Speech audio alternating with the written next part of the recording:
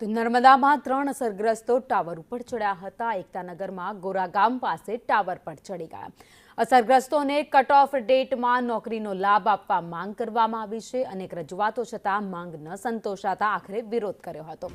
અસરગ્રસ્તોએ mobile tower પર ચડીને વિરોધ નોંધાવ્યો હતો।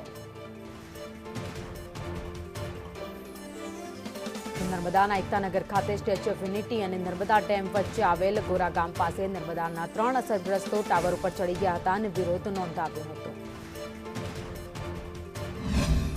નર્મદા જિલ્લામાં ફરી એક વખત 3 અસરગ્રસ્તો મોબાઈલ ટાવર પર ચડ્યા છે। તમે તસવીરમાં જોઈ શકો છો, સરદાર સરોવર નર્મદા યોજનાના અસરગ્રસ્તો મોબાઈલ ટાવર પર ચડ્યા છે।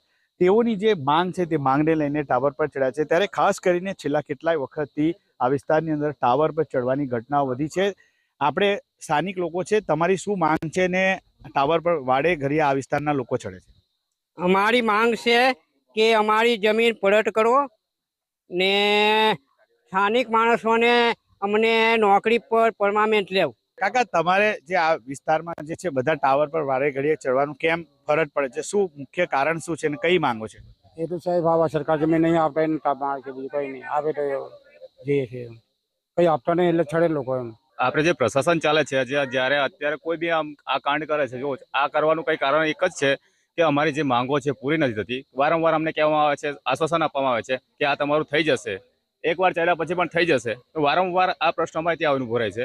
અત્યારે ગોરા ગામની અંદર આ પ્રશ્ન બન્યો છે, બરાબર છે।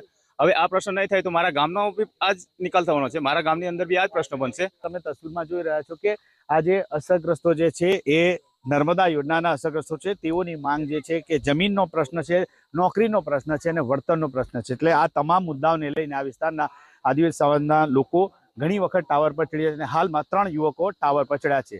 નરેન્દ્ર પેપરવાલા, સંદેશ ન્યૂઝ, નર્મદા।